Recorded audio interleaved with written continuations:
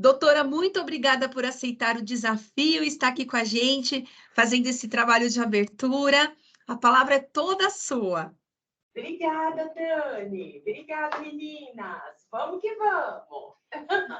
Esse nosso jeito híbrido, né, dos tempos atuais, a gente vai se habituando, né? Tá todo mundo enxergando minha tela? Ficam aí um oizinho para Tainá, para ela me dizer. Estão vendo, Tainá? Eu estou vendo, doutora. Então, vamos lá.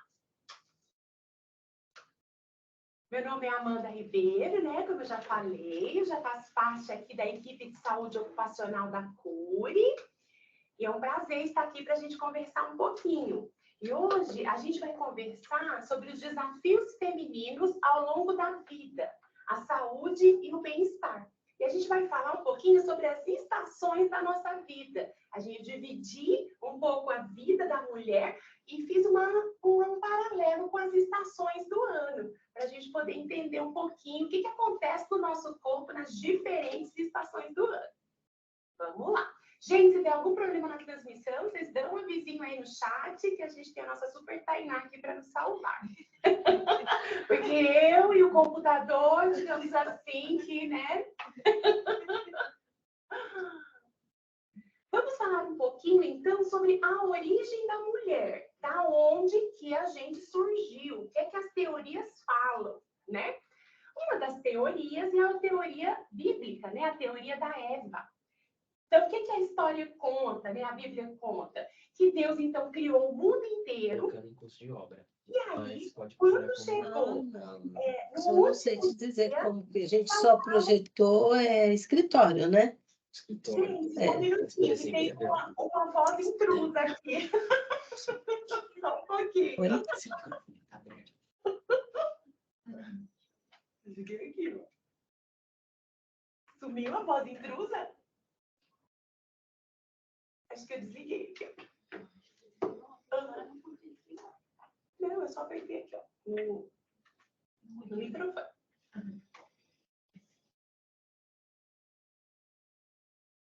O pessoal tá ouvindo?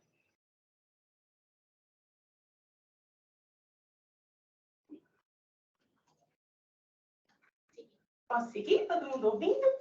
Então, a história diz que Deus, então, criou a terra, todas as coisas, e aí ele falou, nossa, eu vou criar, então, agora alguém à minha imagem e semelhança, e criou o homem. E o homem ficou sozinho lá na terra, só bicho, ele falou, não, Deus, estou muito sozinho aqui. E aí Deus foi lá, fez ele dormir, tirou um pedaço da costela dele e fez a Eva. Mais alto? Será que é esse negócio aqui? Esse o microfone? Então, bora ver. Vocês estão me ouvindo melhor? Acho que sim, né? Eu fico esperando vocês responderem. Então, tá bom. Uma outra teoria da criação da mulher é a da Pandora. É lá na Grécia Antiga. Olha como que era a história. Um dos deuses, chamado Prometeu, ensinou para os homens, só existia homem, a usar o fogo. E Zeus, que era o deus máximo, ficou com raiva dos homens. E falou, eu vou me vingar de vocês. Então, eu vou criar, falou para dois deuses dele, um chamado Palas, Atenas, e o outro, o Efeneu, para eles criarem uma mulher para se vingar dos homens. Exatamente. E aí, o Efeneu e a Palas criaram a Pandora. Pandora significa aquela que tem todos os dons. Bem a gente, né? Então, assim, cada um dos deuses deu um dom para Pandora. A Afrodite deu o dom da beleza, Hermes deu o dom de mentir e enganar. Então, esse nome perfeito. Atenas deu a inteligência e ela, então, resumiu nela mesma todos os dons. E aí, Deus mandou Pandora para a Terra, para ela poder seduzir o irmão do Prometeu, que chamava Epimeteu. E ela seduziu e casou com ela, o Epimeteu, porque ela era muito, muito linda. Junto com a Pandora, Zeus mandou uma caixa, a caixa de Pandora. E essa caixa, ela era lacrada. E Deus falou, não pode abrir para ver o que tem dentro, de jeito nenhum. Fala com uma mulher que não pode mexer no celular, que vai pôr uma senha. A gente viu no CSI na hora e vai descobrir tudo. Falaram com a Pandora que ela não podia abrir. O que a Pandora fez? Abriu a caixa de Pandora. Só que lá dentro estava a vingança dos Zeus. Todos os males que a gente conhece hoje na Terra, doença, morte, guerra, briga, estavam dentro da caixa. Quando a Pandora abriu, aquilo se jogou sobre toda a humanidade e perpetua até hoje. Por isso, aquele ditado, nossa, abriu caixa de Pandora. Quando alguém fala assim, é que a BO abriu os problemas. Por causa disso. Dentro da caixa só ficou a esperança. E ela está lá dentro até hoje, que todas as vezes, quando os males do mundo estão muito grandes, a gente abre a caixa de Pandora para buscar esperança e tentar ter fé de que as coisas vão continuar. Então, essa é uma outra lenda de como a mulher surgiu, a Pandora. Tem uma outra teoria, que é a da Embla. Eu acho que o som ficou ruim de novo. Pessoal, vocês estão ouvindo bem?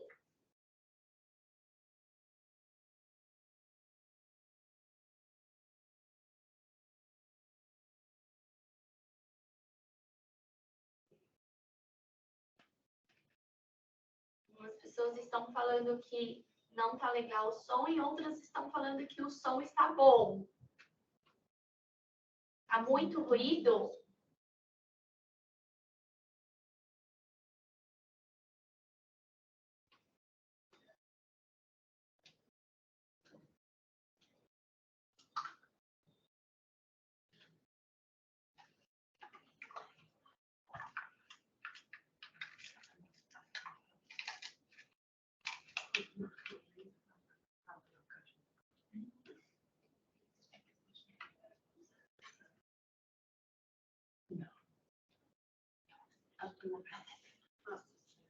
Algumas pessoas estão falando que o som está ruim e que está parecendo meio distante. Estão com ruídos.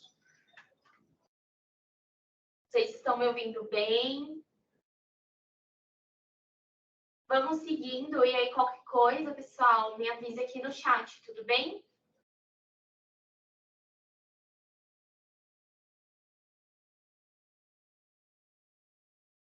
Podemos seguir. Posso seguir? Então tá bom.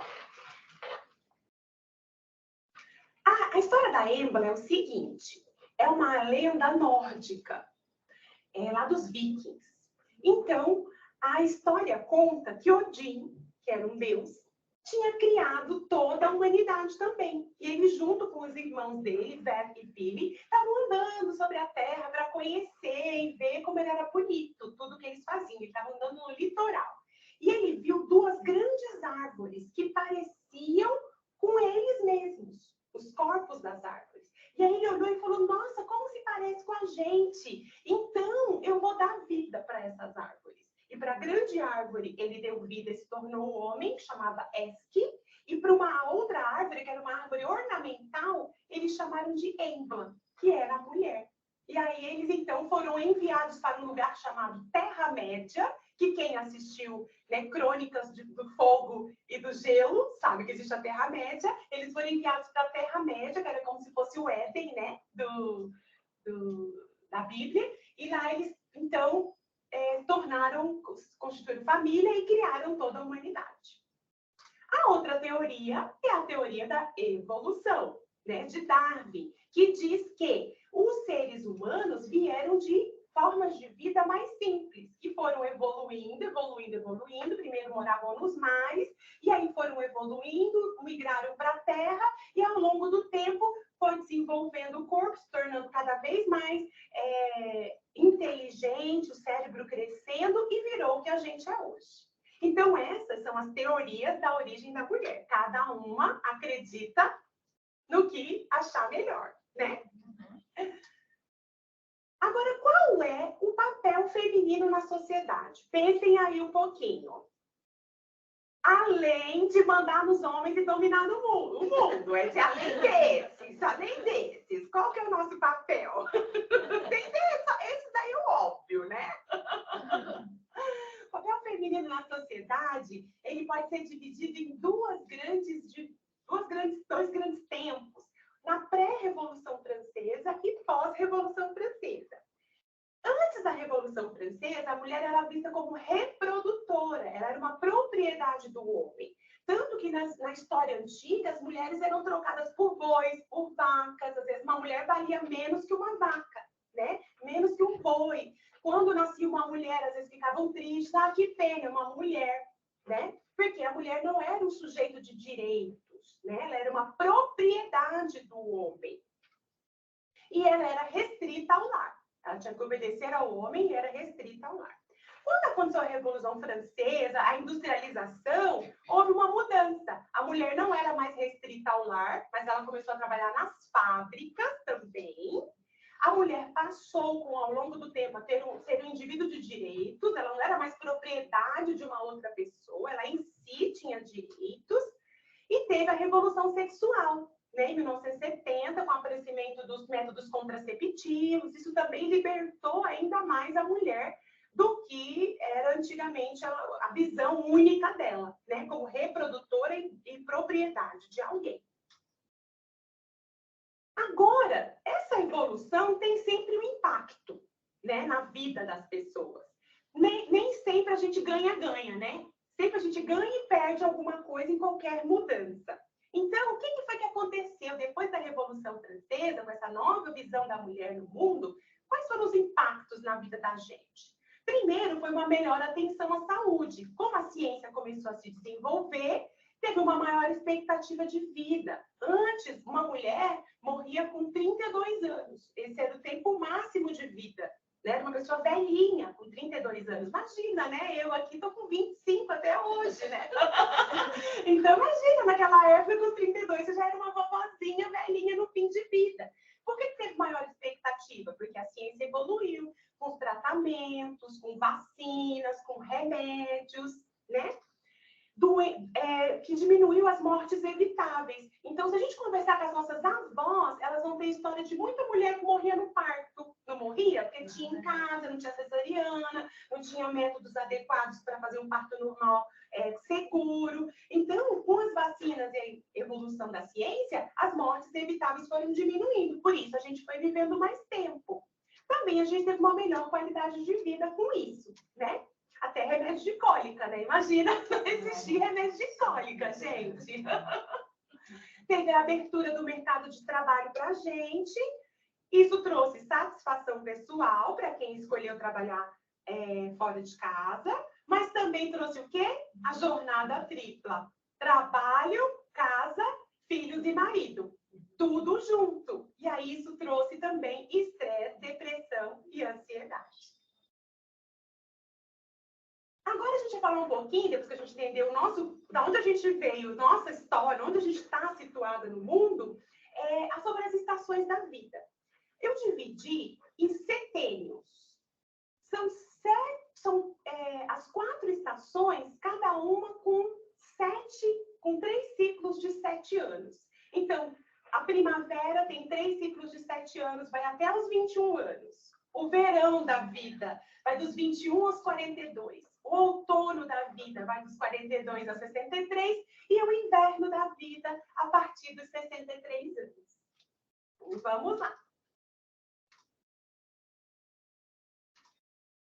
A gente vai falar sobre a mulher todas as suas faces. Não só o nosso corpo, mas também como é que a gente se desenvolve nessas estações da vida, também no nosso interior, na nossa alma e no nosso espírito. Então, a gente vai falar sobre isso. Tanto o que acontece no nosso corpo, quanto o que acontece dentro da nossa mente, da nossa alma. O que acontece mais ou menos em cada época de vida.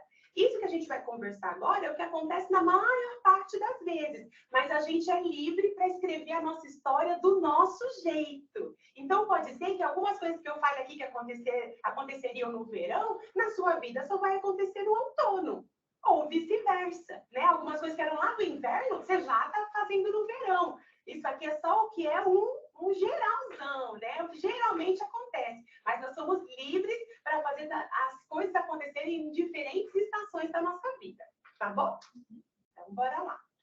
Quem que muda as estações nossa vida? São os hormônios, esses culpados. São eles os responsáveis. Eles nos diferenciam dos meninos desde a barriga da nossa mãe. Então, não é só quando a gente fica adolescente. Desde lá da barriga, esses hormônios vão desenvolver o feto ou como menino ou como menina. E esses hormônios, principalmente a progesterona e o estrogênio. Esses são os nomes deles. Ele vai influenciar no corpo depois que a gente nasce, vai transformar a gente de menina em mulher. Muda o nosso corpo. E ele também muda o quê? As nossas emoções. Aonde? Na TPM. Fica com aquele cabelo inexplicável, com uma espinha. Um olho chora de raiva, o outro de tristeza. Numa mão tem um chocolate, no coração tem o arrependimento de ter comido chocolate. Não é isso? Retenção de líquido, incha peito, perna, bunda, barriga, tudo, né?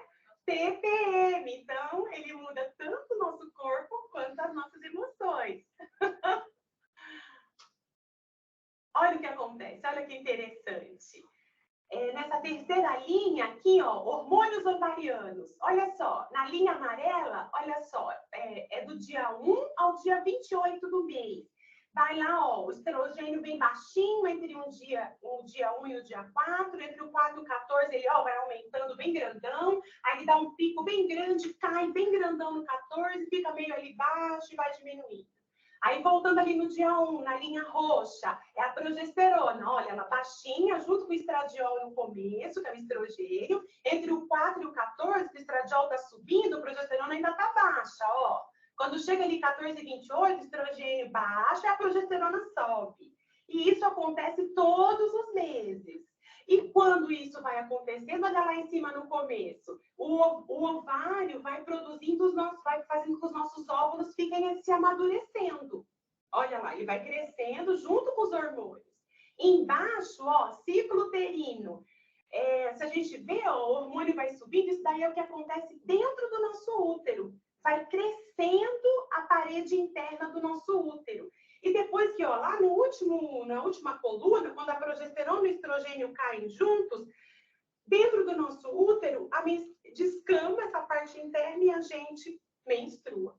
Isso acontece todos os meses, todos os meses. Aí, é ele que justifica a nossa TPM. Essa variação hormonal. 10 dias antes, felizes, gargalhadas. 9 dias antes, menos feliz. 3 dias já mais emotiva. 7 dias sem nenhuma graça. 6 dias triste, deprimida, sem emoção. 5 dias antes da menstruação, primeiros sintomas. 4 dias antes, com raiva, ódio mortal. 3 dias louca completa. 1 dia antes, mais louca ainda. Na atenção, salve-se quem não puder. Marido olhou para você, chamou meu bem e falou, o que é? Né? E aí, ó, do lado do primeiro, no 14 e no 28. E isso todos os meses. E aí a gente precisa que alguém nos entenda e nos explique a gente mesmo. Castigo para os homens. Acho que aquela história da Pandora era mais verdadeira. A primavera da vida, então, o desenvolvimento biológico. Existem modificações no corpo e na fisiologia, na forma como ele funciona. Existe uma forte influência dos nossos pais, da educação, do ambiente e da genética da nossa família. E é uma preparação para a vida. É do nascimento aos 7 anos. É a primeira parte da primavera. Nessa época, o mundo é bom. As crianças geralmente acham que todo mundo é bom com elas. E é uma época que a gente toma muito cuidado com as crianças, porque a gente já sabe que, infelizmente, o mundo não é tão bom assim. Tem gente boa e gente ruim. Por isso que as crianças, nessa época, são muito suscetíveis aos abusos, porque elas acham que todo adulto que se aproximar é para o bem, né? E nem sempre é. Então, quem tem filho nessa idade precisa ficar muito atento com isso. E é uma época que a gente está ensinando para os nossos filhos também sobre o senso de moral, sobre o que é bondade. E a gente ensina isso com a nossa vida, mais do que com as nossas palavras. As crianças aprendem vendo, né? Os sentidos são a porta aberta para o mundo. Então, o cérebro não é tão desenvolvido. Então, se ele sente feliz, ele vai entender o mundo como feliz. Se ele se sente triste, ele vai entender o mundo como triste. Quais são os desafios dessa fase? É se tornar completo, né? Nascer, crescer e se desenvolver. Aí que é a importância das doenças infantis e da criança não ser criada numa bolha, que é a famosa vitamina S, de sujeira, deixar a criança andar no chão, brincar, né? Não ser aquela criança passada no álcool, né? Que não pode encostar no chão. A criança está formando o cérebro dela, terminando a formação neurosensorial, e é onde ela vai construir o senso de segurança, de saúde física, de confiança. Então, esses primeiros 7 anos são importantíssimos na vida da criança. Dos 7 aos 14 anos, ainda dentro da primavera, a criança ela vai entendendo que o mundo é além da sua família. Ela começa a ir para a escola, então ela começa a ir para o mundo e o mundo vir para ela. Ela começa a conhecer realidades diferentes da família. É onde ela começa a entender o mundo, que o mundo pode ser belo, entender o que é senso estético, criatividade. É onde se formam os valores, as normas, os hábitos, os costumes. E quais são os desafios? Desenvolver a vida sentimental e social, agora fora apenas do núcleo da família, cultivar imaginação e fantasia. Então, muito importante na primavera que a gente leia para os nossos filhos. Às vezes a gente nem lê mais, agora tudo é tela, né? Às vezes a criança vai pegar um livrinho só na escola. Em casa a gente não teve o hábito, mas nunca é tarde para a gente começar, né? A última parte, o terceiro setênio da primavera, é a adolescência. É dos 14 aos 21 anos. Eita, quem é mãe aí dessa turminha, ou já foi dessa fase, sabe que o babado é grande.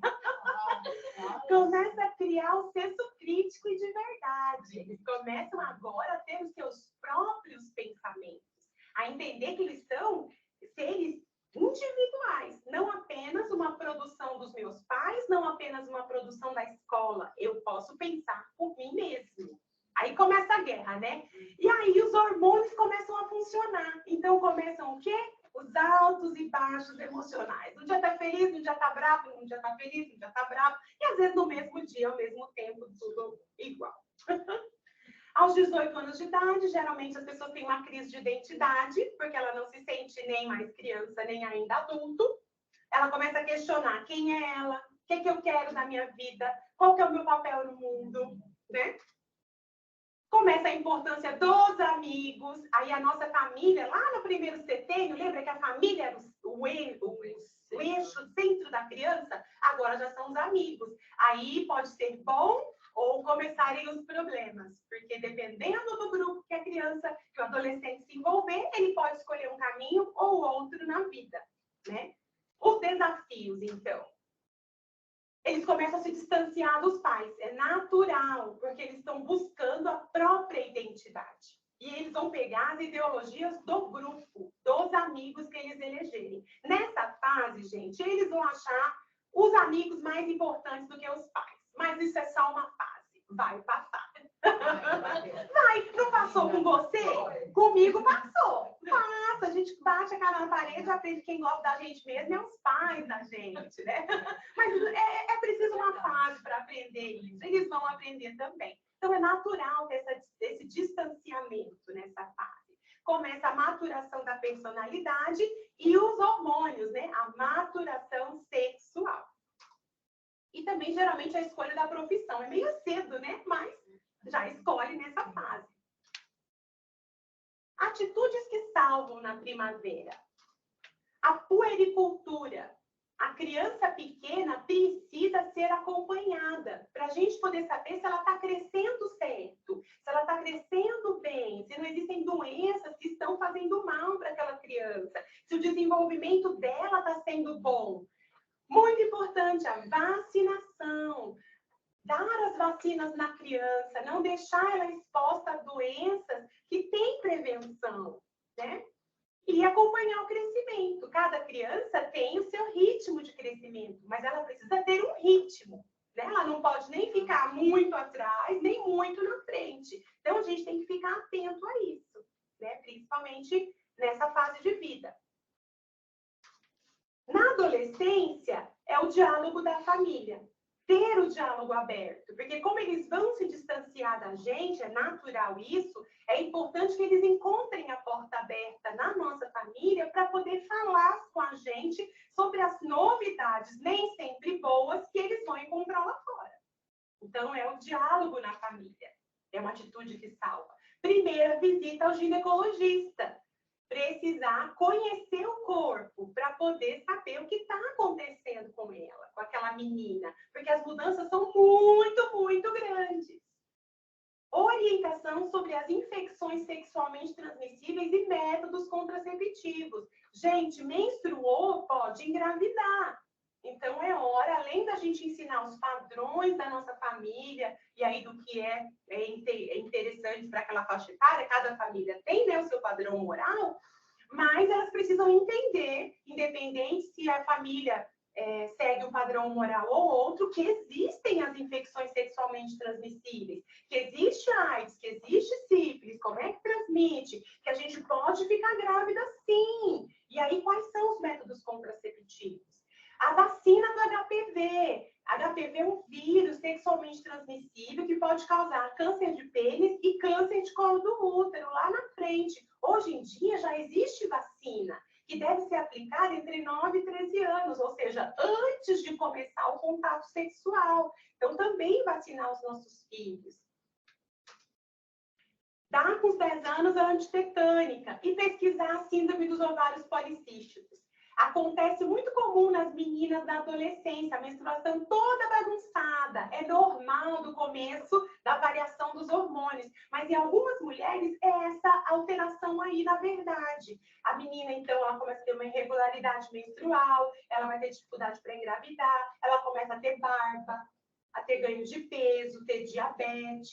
Então, por isso que é importante passar com o adolescente no ginecologista, para a gente entender, essa irregularidade menstrual é normal, por causa que os hormônios estão se entendendo ainda, ou será que ela tem síndrome do ovário policístico e precisa ser tratada? Então, a gente não pode negligenciar as nossas filhas nessa fase da vida. O verão é entre 21 e 42 anos. É o desenvolvimento psíquico. Na primavera tem desenvolvimento psíquico, mas tem muito desenvolvimento físico. Muita coisa acontecendo ao mesmo tempo. No verão, é uma pedra bruta que vai ser lapidada pelos relacionamentos com as outras pessoas. Pode ver a época em que começa as tretas. É se tornar adulto. Dos 21 aos 28 anos, experimentando a vida, é a juventude. Eu passo a buscar o meu lugar no mundo. Quero saber o que é que eu vim fazer aqui mesmo. Geralmente, a gente começa a buscar um companheiro ou uma companheira. Geralmente. É quando a profissão se estabelece. Eu escolho o que eu vou fazer da minha vida mesmo. Eu começo a ter habilidades técnicas mais desenvolvidas. Com 28 anos de idade, eu começo a me questionar. O que é que eu fiz da minha vida? Será que está tudo certo? Será que está tudo errado? Quem mandou eu casar e ter esse monte de filho? Quem mandou eu não casar? Agora eu não caso mais. Aí começa a confusão. Eu gosto da minha profissão, eu odeio a minha profissão. É a crise. Igual chegou dos 18 anos, geralmente dos 28 anos vai ter um BO também, que é a crise dos talentos. Quais são os desafios? É o nascimento do eu, é a procura da minha própria identidade no mundo e colocar os meus ideais em prática. Porque começa a confrontar o que eu acredito com o mundo. E aí, como eu me posiciono diante dos desafios do mundo. Porque uma coisa é falar, não, eu sempre vou fazer o certo. Na hora que eu começo pega para capar, às vezes a gente se depara que a gente nem sempre faz o certo. Né? A gente começa a se confrontar com a verdade, né? E a gente começa a buscar, os jovens gostam muito de fazer novas aventuras, viajar, conhecer gente nova, bem comum dos jovens. O quinto setênio, 28 a 35 anos, começa a ter maiores habilidades de planejar e organizar. Geralmente a gente quer conquistar o mundo nessa fase. É muito trabalho, as conquistas profissionais começam a aparecer e os desafios, geralmente a aquisição de bens materiais e status, né? Cadê a minha parte? Onde foi parar a minha? Né? Eu pulei essa parte. Encontrar o lugar e as pessoas para edificar algo no mundo. A gente começa a querer construir alguma coisa com outras pessoas. Seja a nossa família, seja os nossos amigos, que é a família que a gente escolhe, né? 35 aos 42. Não cheguei lá ainda, porque como eu disse, eu estou com 25, mas posso falar teoricamente. Mentira, gente, vou fazer 45 esse mês. O corpo já não se regenera com tanta facilidade. O cansaço chega, né? As coisas já começam a mudar. O que antes a gente conseguia com facilidade, agora já não é mais tão fácil. Mas a gente também consolida o nosso lugar no mundo, a gente já tem mais os nossos valores, então a gente já consegue mais facilmente tomar ações, atitudes, porque a gente já tem uma cabeça mais definida. Com 37 anos começa outra crise, de novo, rever toda a nossa vida, a gente vai fazer isso a nossa vida inteira, rever o que a gente fez até então, né? Começo a adequar o social com os meus valores próprios, aceitar a própria personalidade e a dos outros, que é um desafio. Às vezes a gente acha que a gente é muito errado, só a gente é errado, ou a gente acha que só os outros são errados, o mundo é errado. E a gente começa a entender que talvez não seja erro, seja diferença. E a gente precisa aprender a respeitar a gente mesmo e o próximo, né? Geralmente é nessa fase que começa o amadurecimento. 42 anos, outra crise. O ter dá lugar ao ser. A gente começa a ver que o dinheiro não compra tudo. Ele ajuda, ele manda buscar muita coisa boa, mas às vezes a gente está sozinho numa casa com um monte de dinheiro, né? Sem ninguém. Ou sozinho numa casa sem dinheiro nenhum. Terror total. E os desafios é a coragem para o autoconhecimento e ressignificação do passado. Né? Hoje, a gente vai dizer, se eu tivesse 20 anos e soubesse o que eu sei hoje. Não tem como voltar atrás, mas tem como a gente ressignificar e começar de novo. Né? É uma fase muito importante. E encontrar a verdadeira missão de vida. Ver se é o que eu estou fazendo mesmo ou mudar de profissão. É onde acontecem muitas coisas. Geralmente nessa fase, isso já observo, também é onde acontecem muitos divórcios. Porque também quando as pessoas começam a rever, eu quero viver isso mesmo, né? É uma fase. Atitudes que salvam no verão. Avaliação ginecológica periódica. Precisa sempre ser avaliada para prevenção. Não procurar o ginecologista só quando a casa está caindo. Pode ter endometriose, que é a menstruação ao contrário. Em vez da menstruação ir só para frente, descer na vagina, ela começa a cair para os órgãos dentro do corpo. Isso traz muitas dores, muitos problemas, infertilidade, miomas, que são tumores benignos do nosso útero, por exemplo. Doenças benignas da mama. No verão, não tem tanto câncer de mama. Acontece, mas não é tão comum. Mas tem as doenças benignas, são os tumores benignos da mama. E as doenças sexualmente transmissíveis, né? Porque mesmo que a gente esteja casada, a gente não só consegue dizer 100% sobre a gente mesma. Então, doença sexualmente transmissível, infecção sexualmente transmissível, existe também nessa fase da vida. Não é só na adolescência, não. E o planejamento familiar, né? Todas essas pessoas aí são filhos desse casal.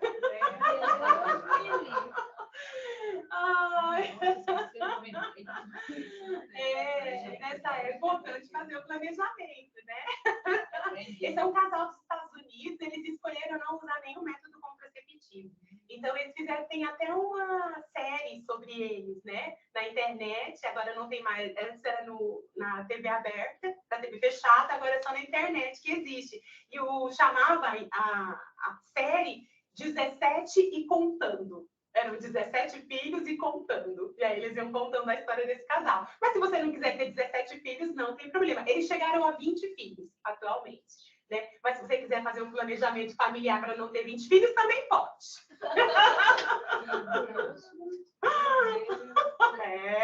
Viu como o mundo é diverso? Às vezes a gente tem um filho, já tem crise, quando fala, e o próximo? Fala, Deus me livre. Tá aí, ó, 20 filhos, tem para todo gosto. Mencionaram aqui, doutora, um filho por ano. Um filho por ano. Exatamente, ela ficou grávida uma vez por ano. Já pensou? Ou ela estava grávida ou amamentando. O nome dela é Michele. É uma história muito interessante, é um outro estilo de vida, diferente do nosso, né? Dos 21 aos 42 anos, também é preciso falar sobre câncer do colo do útero. É a quarta maior causa de câncer no Brasil. Mas também é o segundo câncer mais curável, se a gente descobrir cedo. Ali, ó, nosso útero, a vagina fica ali embaixo e o colo do útero, ó, fica ali no meio. É entre o corpo do útero, essa parte de cima, e a vagina. Esse aí, ó, é um colo do útero saudável. Olhando por dentro, sabe quando a gente fica naquela posição do frango assado lá na ginecologista? É isso que a ginecologista enxerga. Olha que bonitão esse colo. Sabe esse fiozinho que está saindo? É um DIU. É o fiozinho do DIU, que é o método contraceptivo. Ó, o câncer do colo do útero, na fase inicial, olha ali como é pequenininho. A fase tardia, ó, o colo do útero já mais machucado. E na fase tardia já toma até a vagina. Aí aqui, ó, como eu gosto da realidade, olha o colo do útero com câncer. Viram a diferença? Olha lá. Muito triste, né? E a segunda causa de câncer mais curável. Então, a gente tem como ficar curada se a gente descobrir cedo. Porque câncer só dá sintoma quando as coisas estão muito graves. Como é que eu faço isso? Papa Nicolau, né? Olha lá. O médico vai deitar a gente naquela posição do frango assado, vai colocar um instrumento lá no colo do útero, tirar as células que tem lá, mandar para análise. E aí lá ele consegue descobrir as lesões que estão bem no comecinho. E aí a gente fica curada, se for câncer. Por isso que é super importante visitas periódicas. Não estou sentindo nada. É esse o momento de ir lá no ginecologista. Quem precisa fazer Papa Nicolau? O que vocês acham? Pensa aí. Quem que precisa? Toda mulher precisa? A virgem precisa? E quem tirou o útero precisa? Precisa. E grávida? Será? Virgem não precisa, porque câncer do colo do útero, a maior parte dele é transmitido por quem? Pelo HPV. E o HPV, aquele vírus, é transmitido no sexo. Então, se você é virgem, mas é virgem verdadeira, gente. É aquela virgem que nunca tirou nem a calça jeans. Porque tem umas virgens aí que, veja bem, virgem não tem mais nada. Então, se você sempre esteve de calça jeans com outro homem, nunca sua calça jeans saiu, você pode se considerar virgem. Se você tirou a calça jeans, minha amiga, sinto muito, vai ao ginecologista. Na histerectomia, que é a retirada do útero, precisa ou não? Precisa, porque geralmente a gente tira a parte interna do útero, o colo continua lá. E as grávidas? Vai depender, né? Mas escolhe também. A ginecologista vai ver quando foi o último Papa Nicolau. Se já faz muito tempo, ela vai colher. Se não, não precisa, tá bom? Toda mulher entre 25 e 64 anos de idade que tenha tido contato sexual. E essas são as que precisam fazer Papa Nicolau. Tá? Qual é o intervalo, gente? É todo ano, cada 6 meses, todo mês, a cada 7 anos, seguindo aqui os setênios. Qual será o intervalo? São 2 exames consecutivos de 1 ano. Se eles estiverem normais, é a cada 3 anos. Então, eu faço 1 ano, deu normal. Eu espero mais 1 ano, deu normal. Se deu normal, eu posso esperar a cada 3 anos. Ou, se o seu ginecologista indicar de um outro jeito, porque se ele encontrar lesões de HPV Outros fatores de risco, ele pode preferir que sejam em intervalos menores. Mas se você não tem HPV no que outros fatores de risco, esse é o intervalo, tá bom? O outono, entre 42 e 63. A força física e biológica começa a diminuir. Existe uma época de realização da vida, de colher os frutos. E a gente tem uma consciência maior da nossa missão de vida. Tenho maior consciência de mim, entre os 42 e 49 anos. A gente começa a enxergar os nossos limites. A gente pensa na nossa cabeça que a gente é gatinha, mas o corpo já não responde. Você vai querer fazer a mesma coisa que você fazia quando tinha 20 e descobre que você não tem mais 20. Começam as modificações nas relações de poder, né? Geralmente dentro do casamento, começam a ter diferenças ali, evoluções dentro do casamento. Começa a modificação do padrão de beleza, porque começa a fase do climatério, da menopausa. Lembra que lá na primavera teve uma grande alteração física? Agora vai começar uma outra grande alteração física. E é geralmente quando a gente faz a reinvenção do nosso ser, quando a gente reanalisa a nossa vida e vê se a gente quer continuar como estava ou se a gente vai mudar tudo. Os desafios. Desenvolver um novo estilo de liderança na nossa família, vencer o pavor do envelhecimento, entender que só não fica velho quem morreu cedo, quem morreu com 20 anos. Era isso que você queria? Morrer linda, com a pele boa? Eu não. Entre 49 e 56 anos, o ritmo e a vitalidade diminuem ainda mais, ou seja, a minha cabeça quer fazer no ritmo, mas o meu corpo faz no dele. Geralmente, a mulher fica mais ativa e o homem mais caseiro. A gente começa a querer passear nessa fase e os homens, bem, não vou, cheiro cansado. Né? Testosterona começa a diminuir. Eles também têm alteração de hormônio.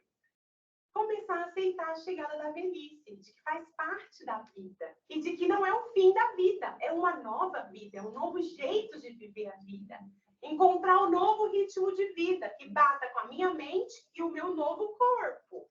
Descobrir novos desafios, né? Começar a fazer patchwork, começar a pintar, começar a fazer coisas que você não fazia. Começar a entender que a sua vida não terminou, ela está começando de um outro jeito. Aí, lembram dos hormônios?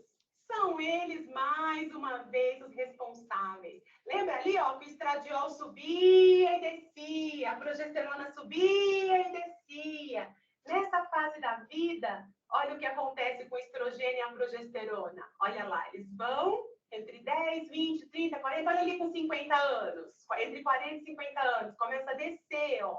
Ali a linha rosinha e azul.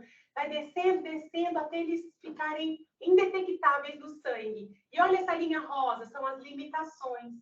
Quanto mais os hormônios crescem, mais força física eu tenho. Quanto mais os hormônios param de ser produzidos, mais as nossas limitações vão aumentando. As limitações físicas. Isso faz parte da vida. Faz parte do ciclo da vida, do outono. De 56 a 63 anos, geralmente as pessoas já são mais sábias. Geralmente a gente gosta de conversar com quem tem mais idade, porque geralmente ela já tem uma sabedoria de vida que a gente que é mais novo ainda não tem. A gente começa a ter a nossa própria filosofia de vida. Pode ver, véi faz o que quer. Véi faz o que quer, porque ele já está liberado das amarras da sociedade. Ele fala, eu vou viver do jeito que eu quero. Eu vivi a minha vida inteira seguindo as regras de uma sociedade, mas agora eu tenho as minhas próprias regras. Os desafios. Fazer uma retrospectiva. O que eu ainda tenho para realizar? Quais são os novos desafios? Enxergar a aposentadoria como sintomas de liberdade e não de fim de vida, né? Provavelmente vai começar o climatério. Assim como a puberdade é o início da vida reprodutiva da mulher, o climatério é o fim dessa vida reprodutiva. Os hormônios vão diminuir e a gente vai parar de ovular e não vai mais ficar grávida. Essas são atitudes que salvam. Então, a gente precisa passar no ginecologista nessa época para entender as mudanças do nosso corpo. Precisa avaliar os intestinos, porque nessa época começa a aumentar câncer do intestino. Bastante comum depois dos 50 anos. A gente tem visto atualmente em mulheres mais jovens também, provavelmente por causa da alimentação. Mas geralmente a partir dos 50 anos. Toda mulher precisa rastrear câncer de intestino. Infecção sexualmente transmissível. Ah, doutora, eu tô casada há 30 anos, não tenho mais tenha. Tem, presta atenção. Presta atenção. Às vezes a gente tá bonitinha dentro de casa, mas o bonitão, o outro tá pescando lá fora. Então é importante se cuidar. Brincadeiras à parte, né? Na ciência, a gente observa 2 picos de infecção por doença sexualmente transmissível, infecção sexualmente transmissível. O primeiro é na adolescência, porque nunca vai acontecer comigo, o jovem pensa e não usa camisinha. E nas mulheres acima de 50 anos, porque elas pensam de novo, nunca vai acontecer comigo, porque eu já estou casada há muito tempo. Então, tem aumentado muito, principalmente HIV em mulheres acima de 50 anos. Uma realidade bastante triste. Então, precisa passar no ginecologista, precisa fazer os exames com periodicidade. E também começa o aumento das doenças cardiovasculares e metabólicas. Na mulher, no climatério, porque os hormônios diminuíram, ela começa a ter hipertensão, infarto, derrame, diabetes, que geralmente é mais comum no homem, porque os nossos hormônios nos protegem. Mas no climatério, na menopausa, isso aumenta. Então, precisa passar com o cardiologista. Atitudes que salvam. Aqui começa câncer de mama. É a maior causa de mortalidade e de câncer no Brasil e no mundo. É o câncer de mama. Quais são os fatores de risco? Envelhecimento, excesso de peso, sedentarismo, fatores relacionados à vida produtiva da mulher, ou seja, quantos filhos ela teve, uso de anticoncepcionais, história de câncer de mama na família, consumo de álcool, lascou-se, hein? História familiar de câncer do ovário e quem se expôs muito raio-x, tomografia, também pode acontecer, tá? Olha os sintomas do câncer de mama. Pode ser um caroço, um mamilo para dentro, ondulação na pele, sair um líquido estranho do peito, do bico do peito, fica vermelho no lugar. Pode ser todos esses sintomas, alguns desses sintomas ou nenhum desses sintomas. Olha aqui um câncer de mama avançado. A gente não precisa chegar neste ponto. Como é que eu descubro, então, se pode não ter sintoma nenhum? Através da mamografia, um exame. Qual é a frequência que a gente tem que fazer a mamografia? A cada 2 anos, dos 50 aos 69 anos de idade, geralmente. Se você não tiver nenhum fator de risco. Se você tiver muitos fatores de risco, a sua ginecologista vai mandar fazer antes dos 50 e em intervalos menores. Por isso é importante fazer o quê? Passar com quem? Com a ginecologista. Ela vai ver qual é o intervalo melhor para você. E o autoexame de mama? Vocês lembram que antigamente se falava disso o tempo todo? Passava na televisão, tinha campanha o tempo inteiro. Não sei se vocês observaram, mas isso diminuiu. Por que será? Será que é recomendado ainda fazer o exame de mama? Por que teve essa mudança? De antes a gente ficar sempre incentivando, ver na TV o tempo todo, e agora a gente não ouvir mais falar sobre isso. Será que não é importante? O que é que observou-se? Quando se estimulou a fazer o exame de mama, teve um aumento de câncer de mama detectado tardiamente. Por que vocês acham que aconteceu isso? Porque as mulheres palpavam a mama, achavam que estava normal e não ia onde? No ginecologista, que é quem sabe ver se está normal mesmo. Aí, quando ela ia no ginecologista, é quando aparecia sintoma.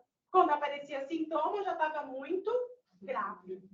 Então, por isso que teve essa mudança na forma de abordar. A gente deve se tocar, deve passar a mão no nosso seio, fazer o autoexame da mama. Mas isso não é mais uma política pública de saúde, porque a maioria de nós que está aqui nesse grupo não é médico ginecologista. Então, a gente não vai conseguir detectar o câncer de mama no comecinho. A gente só vai conseguir detectar quando o nódulo já estiver grande. E aí já é parte. Por isso, se toque. Para quê? Para quando você sentir alguma coisa alterada, você procurar o ginecologista. E não o contrário. Se eu não sinto nada, eu não procuro ninguém. Entendeu? O inverno, a partir dos 63 anos. Aí que os pais fazem o que quer mesmo. Porque agora eles estão livres, gente. Começa a dividir os frutos da vida e se preparar para o último ato da vida. Começar a me perguntar, existe vida após a morte? Quem nunca se perguntou, começa a se perguntar aqui nessa fase e buscar respostas. Os desafios, geralmente, é reativar habilidades de aprendizado, porque a memória começa a ficar ruim. Eu falei, lascou-se, doutora, então já estou nessa fase, né? A memória aqui já está ruim. Mas lá vai ficar pior ainda. Então, tem atividades que podem melhorar a memória. Não exigir muito de si mesma. Governar a própria casa e a própria vida. Entender que o idoso, ele é um adulto. Ele não é uma criança grande. Às vezes a gente quer mandar no idoso. Até que eles ficam meio sem noção às vezes, mas a gente não é dono deles, eles são adultos, eles têm que governar a sua própria vida, a sua própria casa. Mas também tem que aceitar ajuda. Resolver assuntos pendentes, isso a gente devia fazer a nossa vida inteira, porque a gente está falando só do idoso, está, né, pensando já no último ato da vida, mas a gente não sabe se a gente vai estar vivo daqui a 5 minutos, né? E desenvolver paciência e humor para suportar as próprias dificuldades físicas. Isso deveria ser a vida inteira também, né? Porque com humor a gente leva melhor as adversidades da vida, né? Atitudes que salvam. Vai começar a osteoporose. O nosso osso começa a ficar fraco, virar igual uma casinha de abelha. E aí, fraquinho. E pode ter fraturas espontâneas. É a desintometria óssea, a atitude que salva, é um exame. Quando é que eu tenho que fazer? A partir dos 65 anos de idade, que é quando o osso começa a ficar fraquinho. Antes disso, posso fazer? Pode, se o seu ginecologista achar que você tem fatores de risco, tá bom? E o intervalo, a gente repete, faz a primeira, repete após 1 ano ou 2 anos. Se tiver tudo normal, é após 5 anos. Fica de 5 em 5 anos. Aumentam outros tumores, começam outros cânceres e pior ainda mais, infarto, derrame, diabetes. Por isso eu preciso passar sempre no médico.